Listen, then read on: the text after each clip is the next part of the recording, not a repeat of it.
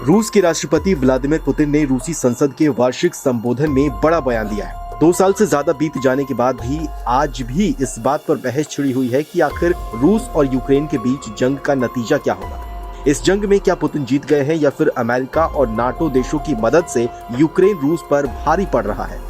Vladimir Putin ने साल के पहले संबोधन में दुश्मन देशों को सीधी चेतावनी देते हुए कहा कि अगर नाटो या किसी देश ने भी यूक्रेन में सेना भेजी तो उन्हें परमाणु संघर्ष का सामना करना होगा। पुतिन ने कहा कि रूस किसी को भी अपने आंतरिक मामलों में हस्तक्षेप करने की अनुमति नहीं देता है। उन्होंने ये भी कहा कि जिसने भी रूस पर आक्रमण करने की कोशिश की उसे द्वितीय विश्व युद्ध की तुलना में अधिक कठोर परिणाम भुगतने होंगे, क्योंकि उनके देश के पास अब ऐसे हथियार हैं। पुतिन ने दो टूक कहा कि रूसी संघ की स्ट्रेटेजिक न्यूक्लियर फोर्स पूरी तरह से तैनात है। ध्यान देने वाली बात यह है कि पुतिन ने अपने पहले भाषण में ही सीधे परमाणु हमले की धमकी दुनिया को दे दी है। आपको बताएं तो अब से कुछ दिन पहले ही अमेरिकी सरकार ने दुनिया भर के सभी देशों और नेताओं को, यूरोपीय देशों को भी चेतावनी दी थी कि रूस के पास अंतरिक्ष से हमला करने वाली सीक्रेट मिसाइल या हथियार है जो किसी भी देश पर परमाणु हमला करने में सक्षम है।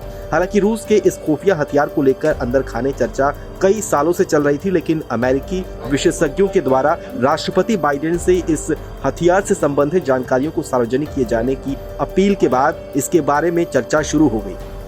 जानकारी के लिए आपको बताएं तो रूस ने एक नए तरह के एसेट मिसाइल का परीक्षण मिग-31 से सितंबर 2018 में किया था, लेकिन उसका नाम किसी को नहीं पता, ना ही रूस ने कभी कोई नाम बताया। 15 अप्रैल 2020 में भी रूस ने एक और एसेट मिसाइल का परीक्षण किया जो धरती की निचली कक्षा में किसी भी स्पेसक्राफ्ट या फिर सैटेलाइट को मार गिरा सकता है। इसके बाद फिर दिसंबर 2020 में भी इसी मिसाइल का परीक्षण किया गया था जिसके बारे में किसी को नहीं पता।